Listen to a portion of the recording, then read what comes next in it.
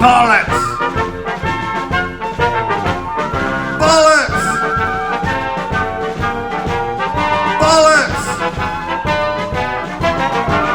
Bollocks!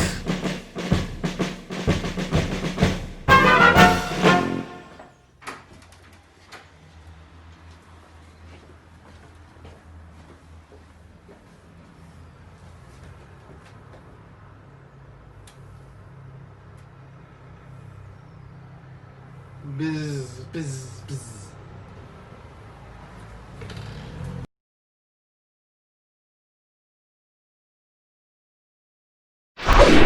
Welcome to Toyah and Robert, your agony aunts, deeply unqualified, willing and able to provide you with useless answers to at least some of your burning questions. Bill Smith, you are deeply disturbed but want to know, what is this rack above our heads?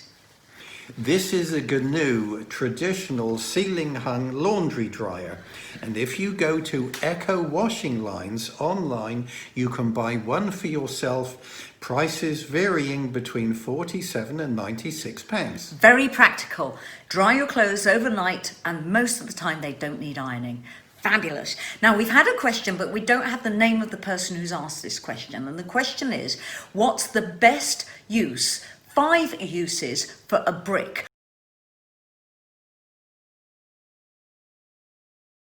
Well, my top use for a brick is Robert was lecturing at York University about 17 years ago, and I loaned him my brand new Tigra, Vauxhall Tigra, beautiful design, wonderful car, bright orange. And when we came out after the lecture, my car was standing on bricks, not a tyre in sight.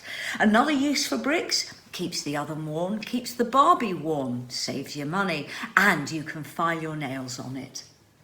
I have a use for a brick, lovey. For someone who learnt their trade playing in pubs and dance halls in Dorset in the mid-1960s, Greg Lake told me that when the beer bottles flew his way, the mic stand would fly that way. Nevertheless, a brick by your rig on stage might be a useful defence mechanism. And have you ever played a venue where there's a screen between you and the audience? No. No, I haven't either, but I've heard about them. Theodore, now this is really important, Theodore. You say you've been playing guitar for 40 years and your playing has become stagnant. What can be done to make your old riffs and your chords renewably exciting for you? Over to you, Robert. This is an exceptionally good question. So what you might do is take a figure you particularly like, sing it in your head. In our head quietly, sweetie. Now sing it in our head quietly backwards. And then play what you've just heard in your head. Ah, bollocks. But more important than this, how about a little fairy dust on our equipment? So let's first of all, little tremolo.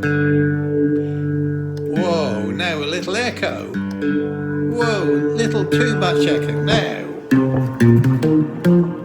perhaps at this point, reharmonize with some magic chords.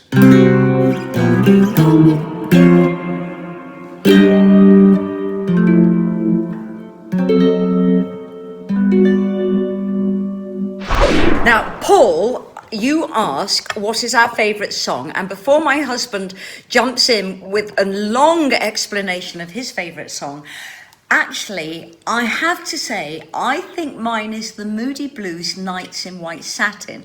And the reason being, I always thought it meant a knight on a white horse in armour, just riding through the night. I didn't know it was about satin sheets and nookie. So, Robert, what's your favourite song? My Pal Foot by the Shags. On their Philosophy in Life, the 1969 album, a sad story about the pet cat, leaving home. What, with the suitcase? That I don't know. However, Dorothy Wiggins went looking for it, never found it, but in the song, she wrote that she did, giving a happy ending to My Pal Foot. You've got to listen to it. It is extraordinary. And for 1969, it preempts punk beautifully. In fact, I think you and I, with me on drums and on rhythm guitar, should do a tribute album to the Shacks this year. I think we could give Dorothy and the girls, her sisters, a run for their money. God, dreading thinking what you were about to say then. Janet Stobart. Is it acceptable to wear pants over your face if you can't find your mask for going out?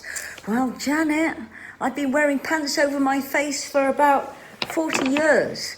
And I wear my husband's, I wear my friend's pants. In fact, if anyone comes and stays here and leaves their pants out drying, I'll walk around the house wearing them over my head. What I would prefer to do as a face mask is wear one of these Toyah socks. These are socks made with a picture of my wife upon it. Protect you in public. When they're not on his face, they're somewhere else. So, Penny, Andrew, Toyah and Robert, I have a unicorn fixation where I'm actually living a unicorn life, possibly in your kitchen.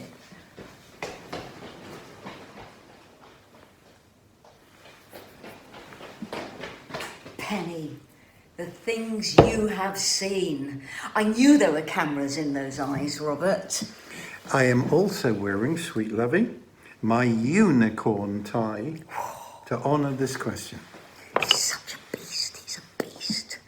Dawn Volans, my neighbour keeps banging on the wall every time I put my music on. Do you think it's because she wants me to turn it up so she can hear it more clearly?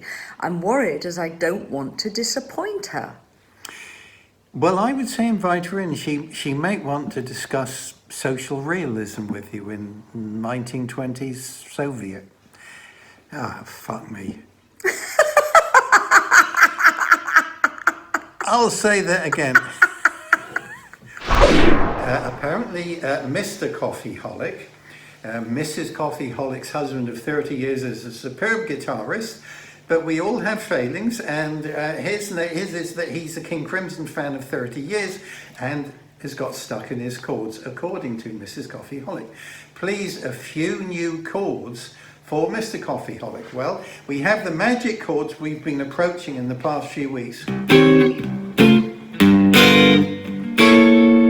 So, how might we hip these up a bit, Dig? Well, with this magic chord, we could go. With this, we can extend the voicings.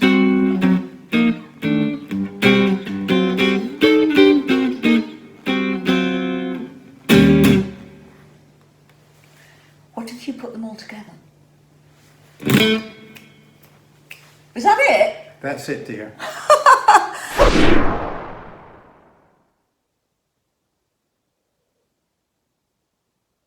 Yay.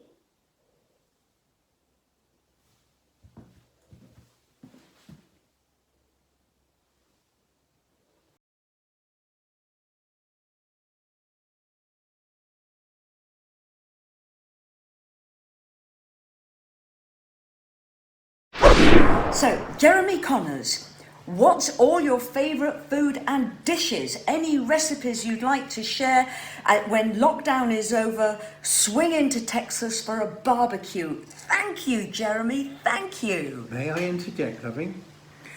What our chum probably doesn't know is that my wife is a two-time celebrity chef winner. And look at this. More importantly, just to completely surprise you all, I'm a winner of Masterminds. This does not surprise me at all.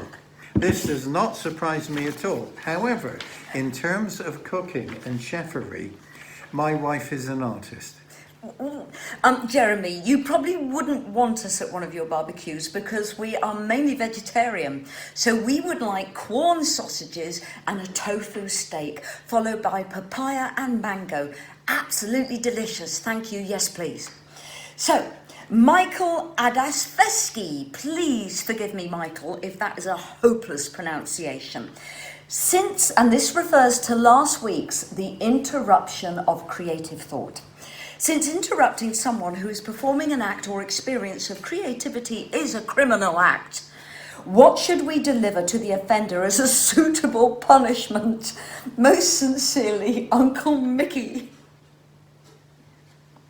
Well, I would suggest asking the interrupting person, firstly, if they knew that they were interrupting. It's a bit tame. And then asking the same question 7 times. Why?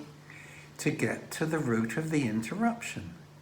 Was it intentional? If so, what was the motivation? Are they a creep? Are they seeking to do a favor by refreshing the artist's reconnection with their process? We need to know. This is a burning question for me. Look, matey, it is a deliberate interruption. It is a criminal offence, which only a cold cucumber that is just before the freezing point going down the front of the pants or the back of the pants, as long as the offender is over 18. And then you hold it there until it thaws. Could you get Robert to sing one of my songs, a smash hit, so that he may pick up some tips of making it to the top of the business? Yes, I think the This has to be a British fan. Thank you, Carol. I think the inside of this question is, Toyah is a big star, Robert is, well, he's off on the side somewhere, which clearly I am. My favouriteest Toyah song is Sensational, from In the Court of the Crimson Queen, written and performed by Simon Darling, my wife's writing partner. I love this song. It is so much a positive affirmation, but you get up and you dance to it. It makes me want to rock out. I can't sing it, but here we go. Hey little starlight, hey little soul, hey little girl, come rock and roll. Hey little satellite burning bright, God made you to light the night. We are invincible.